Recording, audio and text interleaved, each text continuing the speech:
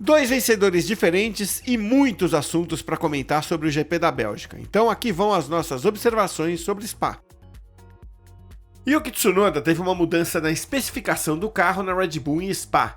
Ok, o resultado foi o de sempre, mas ele foi bem na classificação. São agora 6 GPs sem pontuar, além de uma sprint. Em Spa, ele largou em sétimo e ficou apenas 38 centésimos atrás de Max Verstappen. Foi a menor diferença entre os carros desde Daniel Ricciardo em 2018. Essa melhora aconteceu porque a Red Bull finalmente colocou Tsunoda com a mesma especificação de assoalho que Verstappen no meio do fim de semana. Apesar de ainda faltar um ou outro detalhe, o ganho com o novo assoalho rendeu o melhor resultado de classificação do japonês na Red Bull, e não é coincidência. O problema é que a Red Bull errou feio no momento de chamar Tsunoda para o pit stop. Chamou tarde demais, aí ele teve que dar mais uma volta com os pneus intermediários. Conclusão, ele saiu da zona de pontuação. Daí ficou preso atrás de Gasly, com configuração de arrasto muito baixa, e não conseguiu fazer nada. Tsunoda ficou travado em décimo. Ele ainda tem que resolver algumas questões. O ritmo de corrida segue fraco e ainda existem dúvidas sobre a gestão dos pneus. Ok, não dava para passar Gasly, mas dava para evitar a perda de posição para Ollie Bearman e para Nico Hülkenberg. Pela primeira vez, Oscar Piastri mostrou a ousadia e a coragem do ano passado. Em 2024, ele passou Norris na primeira volta em Monza e mergulhou por dentro de Leclerc para vencer em Baku. Em 2025, Piastri vinha se apoiando em classificações fortes, consistência, duelo com outros pilotos e uma postura sempre tranquila. Na Bélgica foi diferente. O australiano aproveitou pequenos erros de Norris na largada. A manobra ficou completa com uma ultrapassagem ousada na Eau Rouge e na Radion. Norris hesitou e Piastri acelerou. Ele embalou e passou o inglês pela esquerda no começo da reta. Daí o australiano de 2025 entrou em cena, mas foi a primeira vez que ele mostrou que consegue usar o instinto matador na luta direta com Norris.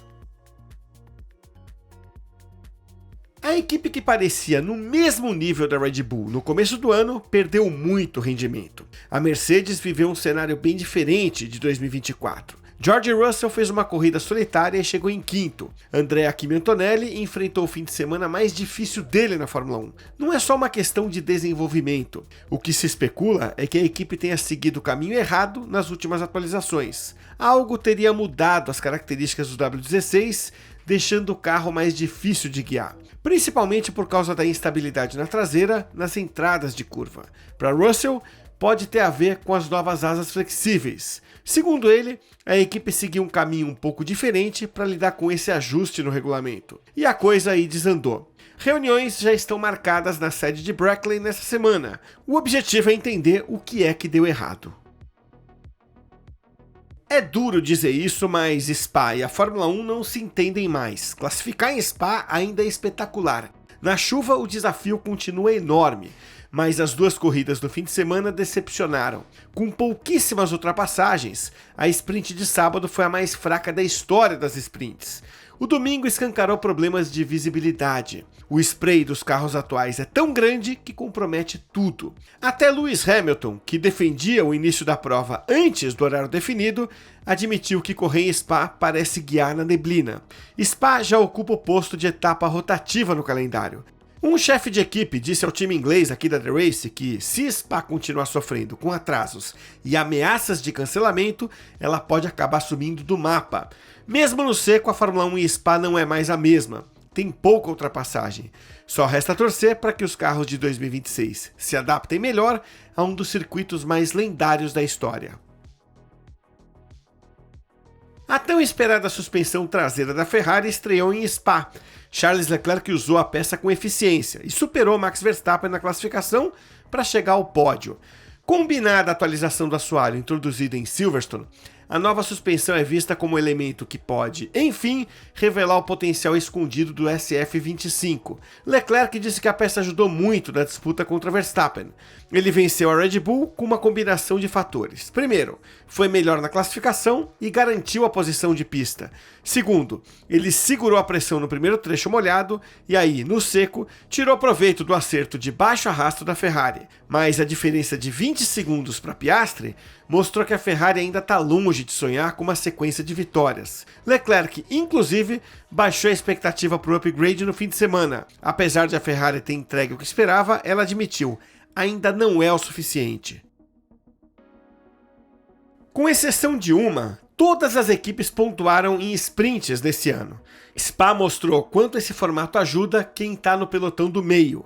Ainda que as equipes grandes dominem os sábados e ocupem as posições lá na frente, oportunidades têm pintado para quem anda mais atrás. Em Spa, os favoritos bobearam. A Mercedes ficou fora da briga. A Ferrari e a Red Bull tiveram apenas um carro competitivo no sábado. Ou seja, sobrou espaço para Haas, Williams e Racing Bulls terminarem entre os 8 primeiros. A Haas e a Williams pontuaram pela primeira vez numa sprint nesse ano. A Haas marcou 6 pontos no sábado. Isso dá 17% de todos os pontos que a equipe somou até aqui. Na sequência vem a Aston Martin com 11% e a Racing Bulls com 9,8%. Esses pontos ainda não mudaram a configuração do pelotão intermediário, mas o padrão está se formando. Talvez as 3 sprints restantes tenham um impacto maior do que se imagina. O novo chefe da Red Bull estreou com vitória na sprint em Spa, apesar de a corrida de domingo ter sido menos positiva. Ainda assim, o primeiro fim de semana de Lohan Mekies no comando passou sem polêmicas, conflitos ou dramas. Foi tudo bem mais calmo do que nos tempos de Christian Horner. E calma talvez seja exatamente o que a equipe busca agora. Pintaram rumores de que aliados de Horner não gostaram da forma como ele foi afastado e nem da nova estrutura, com comando centralizado na matriz austríaca. Mas veja, isso não significa que alguém tenha problema com Mekies. Mas conquistar confiança não é algo imediato. Bons resultados ajudam a construir confiança. Até aqui, Mekies tem dito e feito tudo certo. Ele tem se mostrado calmo, o que conteve a história de que há crise na Red Bull. A equipe trabalhou bem em Spa e ainda trouxe uma atualização no meio do evento no carro de Tsunoda. Mekies também teve a primeira oportunidade de mostrar como ele lida com as tensões. No fim da corrida, educadamente ele se disse surpreso com a decisão de não antecipar a largada, o que prejudicou a Red Bull. Um sinal de que, mesmo sem vir armado com dados e imagens como fazia Horner, Mekies não vai se omitir quando achar que a equipe foi prejudicada. O chefe da Haas, Ayao Komatsu, disse em Spa que a equipe tem que tomar decisões estratégicas melhores. Principalmente agora com um carro rápido para o pelotão do meio, depois da atualização em Silverstone. Lá, a Haas errou ao arriscar demais. Os 2 carros acabaram pontuando na sprint em Spa. A Haas mostrou pragmatismo ao dividir os níveis de downforce entre os 2 carros no GP para se adaptar a qualquer condição de pista. Ollie Behrman teria pontuado se não fosse uma falha no motor. Já Esteban Ocon nem entrou na disputa por conta de um erro estratégico. Ele criticou a chamada tardia para o pit stop. No fim, Ocon lamentou exatamente o que Komatsu queria resolver. No molhado, a equipe não consegue juntar as peças. A fase difícil de Andrea Kimi Antonelli piorou. Ele foi o mais lento na classificação da sprint, terminou em 17º na sprint e caiu no Q1 no sábado. O italiano ficou arrasado. Parece que ele regrediu e que não tem confiança para levar o carro ao limite. Antonelli largou do pit lane domingo com mais downforce, mas parou de progredir quando a pista secou.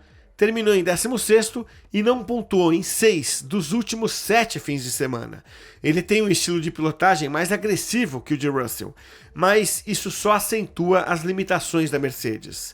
Quando tenta mudar a forma de pilotar, acaba se sentindo artificial. Nas próximas corridas, a Mercedes vai ter que ajudar Antonelli a recuperar a confiança. Nas últimas 5 provas, a Williams foi a pior equipe do pelotão do meio, mas em Spa fez a melhor soma de pontos dos últimos 2 meses. Carlos Sainz ficou em 6º na sprint. Alex Albon repetiu o resultado no GP, 12 segundos à frente do carro de trás. Ele segurou Hamilton e ficou só 5 segundos atrás de Russell. Sainz teve uma classificação ruim no sábado. Largando do pit lane, ele apostou em mais downforce para uma corrida molhada.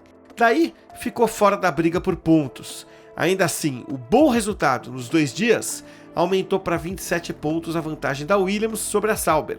O pacote de atualizações levado para Spa funcionou bem, mesmo deixando o carro um pouco mais difícil de guiar. Albon acha cedo para dizer que a Williams encontrou o caminho, mas no mínimo voltou a dar trabalho e estancou a má fase.